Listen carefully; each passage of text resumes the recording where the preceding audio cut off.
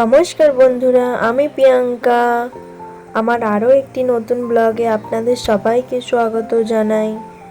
আশা করি আপনারা খুব ভালো আছেন, আমরাও বেশ ভালো আছি। সকালেই ঘুম থেকে উঠে বাথরুম যেয়ে ব্রাশ করে এবং মুখ হাত ধুয়ে ফ্রেশ হয়ে এসে গেছি। এখন বাজে সকাল 7টা। আপনাদেরকে সঙ্গে নিয়েই ব্লগটা শুরু করলাম।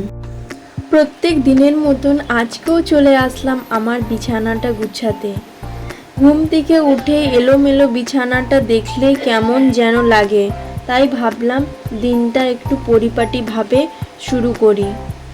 বিছানা গুছানোটা আমার কাজের প্রথম টাস্ক কমপ্লিট করা। বিছানা যখন দেখি গোছানো আছে তখন নিজের ঘরটাও পরিপাটি লাগে। বন্ধুরা, একটা কথা কিন্তু সত্যি, সারাদিনের শত ব্যস্ততা আর হাড় ভাঙা খাটুনির পর দিন শেষে কিন্তু এই পরিপাটি বিছানাটাই আমাদের ডাকে। একটা গোছানো বিছানা মানেই দিন শেষে শান্তির ঘুম।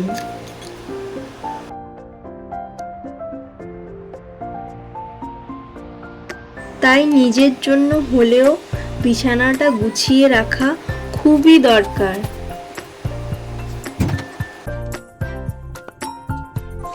আজকে একটাই গাদ্দা বিছিয়েছি, আরেকটা গাদ্দা আমি রোদ্রে দিয়েছি, যেহেতু মেয়ে কোনো কোনো সময় জল ফেলে দেয়, পেচ্ছাপ করে দেয়, বা পটি করে দিলে পটির যে একটা গন্ধ সেটা থেকে যায়, তার জন্য একটু রোদে দিয়েছি। এখন তো গরমের দিন বেশ হালকা গরম পড়েই গেছে, দুপুরটায় রোদে দিয়ে দিলে গন্ধটাও চলে যাবে।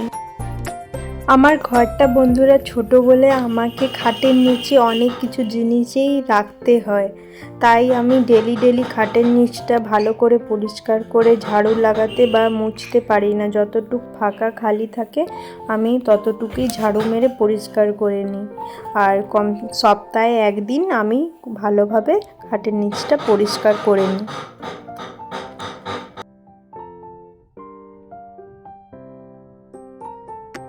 ঘর ঝাড়ু মারা যতই হোক না কেন, ঘরটা যতক্ষণ না মোছা হয় ততক্ষণ যেমন ঘরটায় যেমন লাগে বালি কিচকিচ করছে।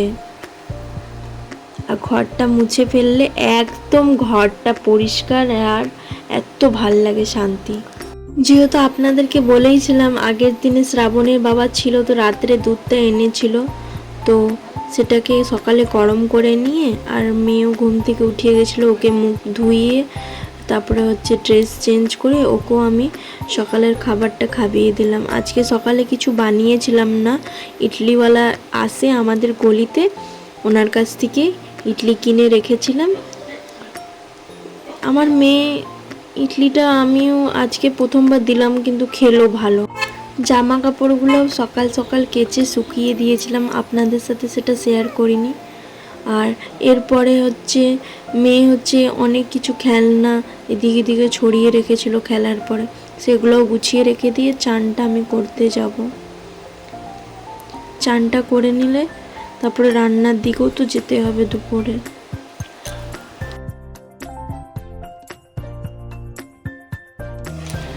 আমার সাথে সাথে আমি মেয়েকেও বাথরুমে একসাথে নিয়ে যেয়ে দুজনে একসাথেই চানটা করে নিই, তাহলে আমাকে পরে ওকে আগে করিয়ে কোথায় রেখে দিয়ে যাব ওকে, তাই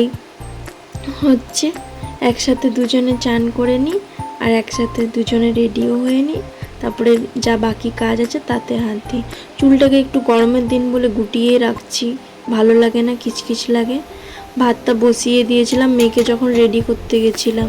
আজকে বেশি কিছু রান্না করিনি, একদম প্লেন। কদিন হাবি জাবি খেয়ে একদম মন মেজাজ ভালো নেই, তাই আজকে ভাবলাম প্লেন ডাল ভাত আলু সিদ্ধ আর পাঁপড় ভাজা করব। এই যে আমি ভাতটাও বেড়ে নিচ্ছি, আমি আর মেয়ে খেয়ে নেব।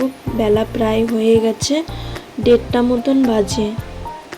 ওই যে বলেছিলাম যে ভাত ডাল আর আলু সিদ্ধ পাঁপড়, আর ওই যে বন্ধুরা কুলের আচারটা বানিয়েছিলাম আপনাদের সাথে শেয়ার করেছিলাম, সেই কুলের আচারটা অল্প নিয়ে নিয়েছি। আমার মেয়ের কালকের থেকে না এখন ওয়েদার চেঞ্জ হচ্ছে, ঠান্ডার থেকে গরমটা পড়ছে, তাই না, ওর শরীরটা ভালো ছিল না, ওর পটি হচ্ছিল, তাই ও কিছু খাবার খাচ্ছিল না। তাও কষ্ট মষ্ট করে খাওয়াবার চেষ্টা করছি, তাও খাচ্ছে না। এই যে দেখছেন কি করেছে খাওয়া দাওয়ার পরে। তাও কি করব, ওকে নিয়েই খাই। ওগুলো কুড়িয়ে খাচ্ছ এখন? সব ফোনটা যদি আমি, কুড়িয়ে খাচ্ছ তুমি? একটাই ফোন আছে আমার কাছে, হ্যাঁ? যদি আমি ওকে কার্টুন চালিয়ে দিব তাহলে আমি ভিডিও শ্যুট করতে পারবো না। শুধু বদমাশি দুষ্টুমি। ও এবার ক্যামেরার দিকে তাকাচ্ছে। ও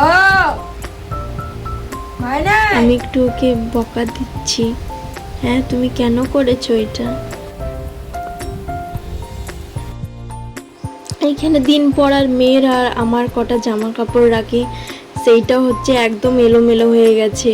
পড়া হয় ঢুকিয়ে দেওয়া হয়, ভালোভাবে গুছানো হয় না। যদি গুছানোও যদি হয় তো বার করার জন্য এলোমেলো হয়ে যায়, সেটাকেও গুছিয়ে নিলাম। এরপরে কটা সামান এনেছিলাম, শেষ হয়ে গেছিলো, তো সেইগুলো কন্টেনারের মধ্যে রেখে নেব। আমি জানি আমার ঘরটা এখনও অগোছানোই আছে, এখনও আমি ঠিকভাবে পরিপাটিভাবে জিনিসগুলা গুছিয়ে রাখতে পারিনি। আশা করছি আপনাদের সাপোর্টে থ্রু আমি আস্তে আস্তে করে ঘরটা গুছিয়ে নেব। আর ঘর গোছানোর জন্য তো ভালো ভালো জিনিসও দরকার। একটা পরিপাটি ঘরের যে সাজসজ্জা আমি যে করব, সেটার জন্য তো টাকাও দরকার। টাকা উপার্জন না করলে আমি জিনিস কিনে ঘরটা সাজাবো কী করে? আর সেটা একমাত্র আপনাদের সাপোর্ট ছাড়া কোনো দিনেই হবে না।